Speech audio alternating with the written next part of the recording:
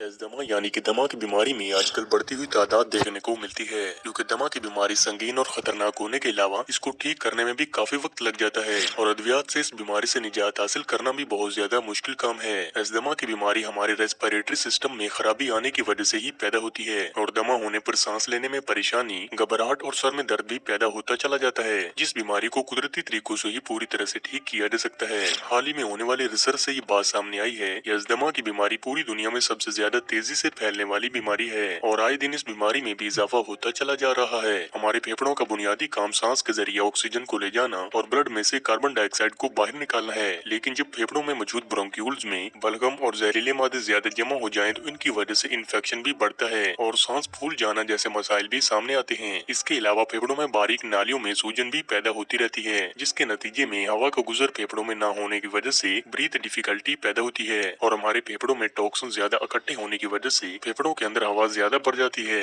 और सांस को बाहर निकालने में मुश्किल होने के अलावा शॉर्ट ब्रीथ का मसला बढ़ जाता है। इस किस्म की कंडीशन को अस्थमा का नाम दिया जाता है। कुछ लोग इस बीमारी को ठीक करने के लिए अद्वियात का भी रेगुलर इस्तेमाल करते हैं, लेकिन इसके बावजूद भी इस बीमारी में उन्हें कोई वाज़ेह फर्क देखने को नहीं मिलता और डॉक्टर के पास जाने से थोड़े वक्त के लिए इस बीमारी में राहत मिलती है, लेकिन फिर से ब्रीथ प्रॉब्लम्स पैदा हो जाते हैं। इस किस्म के मसले से निजात हासिल करने के लिए बहुत ज्यादा जरूरी है कि हम कुदरती चीजों का इस्तेमाल करें, जिनसे कि अस्थमा के मसले को तकरीबन 15 दिनों के अंदर ही जड़ से खत्म करके फेफड़ों को क्लीन और हेल्दी भी बनाया जा सकता है। इसके लिए आज हम जान लेते हैं कुछ असरदार और घरेलू नुस्खों के बारे में। अस्थमा की बीमारी के लिए सिनेमन यानी कि दालचीनी, जिंजर यानी कि अदरक और हनी यानी कि शहद कुदरती तरीके से फेफड़ों में होने वाली सूजन को दूर करके फेफड़ों को साफ करने का काम करते हैं। इसके लिए अब 1.5 कप पानी में 1 से 2 टुकड़े दालचीनी के डालकर इसमें 1 से 2 टुकड़े ही अदरक के डालकर इन्हें 10 मिनट तक हल्की आंच पर बॉईल करें, यहाँ तक कि पानी आधा कप बाकी रह जाए। इसके बाद इसको छान कर 1 चम्मच शहद डालकर सुबह के नाश्ते के साथ पी सकते हैं। इसको रेगुलर यूज करने से ब्रोंक्यूल्स के अंदर पाए जाने वाले जहरीले मादे आहिस्ता आहिस्ता खारिज होने लगते हैं और फेफड़ों को साफ करने में भी मदद मिलती है। इसको अगर आप 15 दिन तक रेगुलर यूज करेंगे तो आपको अस्थमा के मसले में वाज़ेह तब्दीलियां देखने को मिलेंगी। इसके अलावा अस्थमा के मसले में तेजी से बेहतरी पैदा करने के लिए ब्लैक सीड्स यानी कि कलौंजी और शहद दोनों चीजें ही इंतहाई कामयाब हैं। कलौंजी न सिर्फ दमा की बीमारी को जड़ से खत्म करने का काम करती है, बल्कि ये फेफड़ों से जुड़ी कई तरह की बीमारियों से भी छुटकारा दिलाती है। इसके लिए आप 1 कप पानी में आधा चम्मच कलौंजी को डालकर इन्हें 7 मिनट तक बॉईल कर लें। फिर इसको फिल्टर करके इसमें आधा चम्मच शहद डालकर आप इसको सुबह खाली पेट पी सकते हैं। दमा की बीमारी आमतौर पर गर्मियों की निस्बत सर्दियों के मौसम में ज्यादा बढ़ जाती है। अगर आप इस ड्रिंक को खाली पेट इस्तेमाल करेंगे तो इससे आपको ज्यादा अच्छे नतीजे देखने को मिलेंगे। इसके अलावा जो लोग अपने फेफड़ों की डिटॉक्सिफिकेशन करना चाहते हैं वो भी इसको यूज करने से बआसानी अपने फेफड़ों को साफ कर सकते हैं। इनके साथ ही इस बात से जानकारी हासिल करना भी बहुत ज्यादा जरूरी है कि कौन कौन सी ऐसी चीजें हैं जिनसे कि अस्थमा के मसले में परहेज करने की जरूरत है और कौन कौन सी ऐसी चीजें हैं जो कि अस्थमा के मसले में खाने से हमें फायदे मिलते हैं। अस्थमा की बीमारी में खास तौर पर ओनियन यानी कि प्याज एक मेडिसिन के तौर पर काम आता है, क्योंकि प्याज के अंदर पाए जाने वाले तमाम तरह न्यूट्रिएंट्स फेफड़ों में होने वाली खराबियों को इम्प्रूव करने का काम करते हैं। इसके अलावा मिश्री भी अस्थमा के मरीजों के लिए काफी ज्यादा असरदार साबित होती है।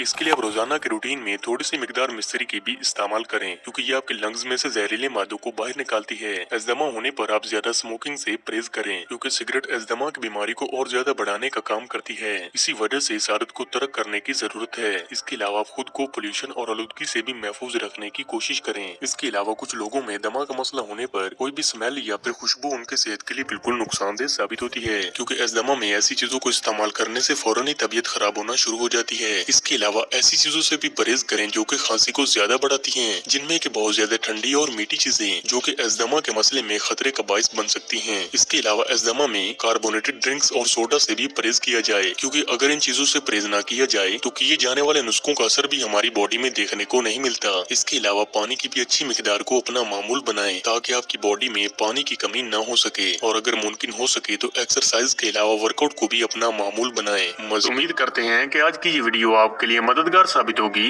लाइक कीजिए अगर ये वीडियो आपको अच्छी लगी है तो, कमेंट कीजिए अगर आपकी कोई राय है या सवाल है, शेयर कीजिए अपने दोस्तों के साथ भी, और एंड में हमारे चैनल को सब्सक्राइब करना और साथ में बेल आइकन को प्रेस करना बिल्कुल भी ना भूलिए। तो मिलते हैं नेक्स्ट वीडियो में।